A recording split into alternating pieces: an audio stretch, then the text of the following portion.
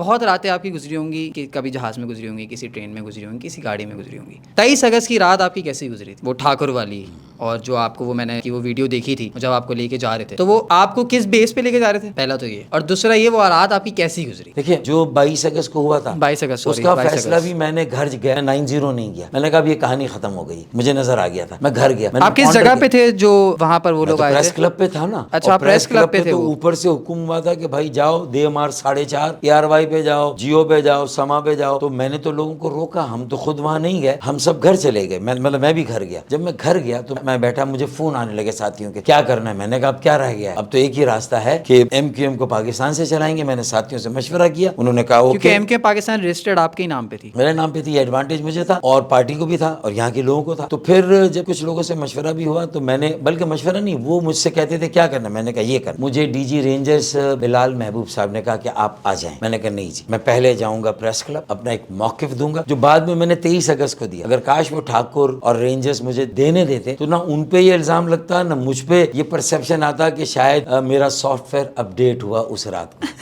دیکھیں سیدھی سی بات ہے نا, جب کوئی مجھے لے جائے گا تو پھر تو یہی کہا جائے گا نا. مصطفیٰ بھائی نے بھی یہ نیریٹو پھر بنایا تھا میرے لیے کہ بھائی فاروق بھائی کا تو شاید 8 گھنٹے کی تحویل میں سافٹ ویئر اپڈیٹ ہوا, اس لیے وہ لندن سے الگ ہوئے, ورنہ وہ نہیں. ایسی بات ہے. میرے آپ پہلے سے ہی آپ نے سوچا ہوا تھا کہ میں اب الگ ہو چکا ہوں. اور میں نے 2 لوگوں کو گواہ بنایا تھا, شاہزیب خان زادہ ایک بڑے چینل کے معروف اینکر, آپ کبھی پوچھے گا, پھر پرویز رشید جو ایک معروف سینئر سیاسی رہنما PMLN, ان کو بھی میں نے کہا کہ دیکھیں اب میں جا رہا ہوں پریس کلب اور یہ پالیسی دینے جا رہا ہوں کہ ہم لندن سے الگ ہو رہے ہیں, یہ MQM یہاں سے چلے گی اور ہم سمجھتے ہیں کہ آئین اور قانون کو اپنا راستہ لینا چاہیے. یہ انف از انف, ملک کے خلاف نعرے لگے ہیں جو کہ میں سمجھتا ہوں کہ ایک عام مہاجر بھی اس کو ایکسیپٹ نہیں کرے گا. یہ کہہ کے میں چلا گیا, لیکن مجھے بولنے نہیں دیا. اور جب صبح پھر مجھے جب لے جایا گیا تو آپ سے مطلب کیا پوچھا, کیا بولا؟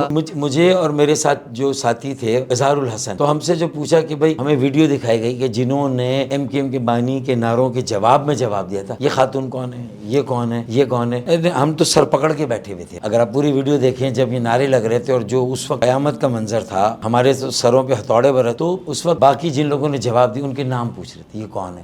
پھر یہ لوگ ARY کی کلپس میں بھی نظر آئے جنہوں نے وہاں جا کے توڑ پھوڑ بھی, تو وہ نام پوچھے. اچھا 1-2 کے نام شاید ہمیں پتا تھے, باقی تو بہت سارے لوگوں کو میں جانتا بھی نہیں. تو ہم نے بتا دیا یہ نام ہے, لیکن میں نے کہا کہ یہ بھی ایک مائنڈ سیٹ ہے, اس لیے کر رہے ہیں, لیکن ان کو بھی موقع دیں اور ہمیں ہمارا فیصلہ کرنے دیں اور مجھے پریس کلب جانے دیں. آپ نے یہ غلط کیا یہاں لا کر. پھر چودھری نثار کا شاید رات کے کسی پہر فون آیا, اور شاید اس وقت chief of the army staff جو تھے, شاید ان کا بھی فون آیا DG رینجرز کے پاس, اور کہا گیا کہ بھئی اگر یہ کوئی فیصلہ خود کر رہے ہیں تو انہیں جانے دو, ہم دیکھتے ہیں کہ یہ کیا کرتے. تو اس لیے پھر صبح مجھے رضوان الحسن بھائی کو جانے دیا, صحیح FIR کاٹ دی, لیکن ہمیں جانے دیا. اور جیسے ہی میں کس بنیاد پہ FIR کاٹی, مطلب کیا تھا اس میں؟ وہ تو انہوں نے کہا نا کہ بھئی ہم تالیاں بھی بجاتے تھے اس زمانے میں, یا ہم ان کی تقریر بھی کراتے تھے, تو وہ بھی قابل گردن زنی تھا, وہ بھی قابل گرفت تھا. اور کوئی نہ کوئی تعزیرات پاکستان کے فوجداری قانون کی کوئی نہ کوئی شک لگتی تھی. تالیاں بجانے یہ تو حقیقت ہے, مطلب تو کوئی بھی ایسا بولے تو یہ تو حقیقت ہے. تو ہاں, تو انہوں نے کہا ہم نے جواب نہیں دیا نعروں کا, پھر بھی ہم پر, یعنی اس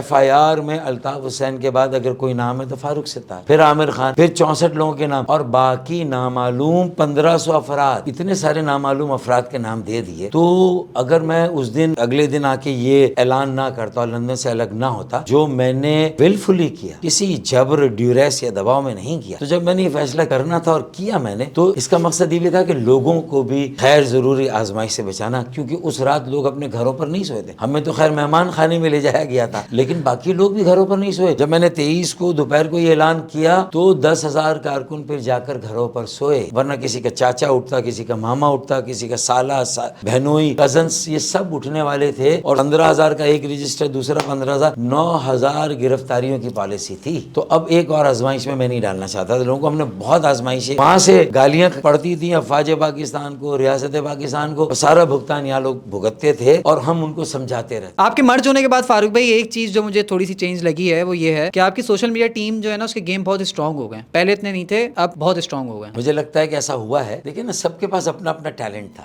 MQM میں اگر کچھ کمی بیشی تھی تو مصطفیٰ بھائی کی ٹیم بہت اچھی ہے, وہ آئی ماشاءاللہ. پھر میرے پاس بھی 2-3 سیدھے سادے معصوم مگر بڑے سمجھدار بچے تھے, وہ بھی وہاں موجود ہیں. تو میرے خیال میں یہ ٹیم کام کرے گی انشاءاللہ, تو آپ کامیاب ہوں گے. اور ہمیں ٹیم ہی بنانی ہے, ہماری ٹیم بھی ہے اور ہمیں نئے لوگوں کو بھی لانا.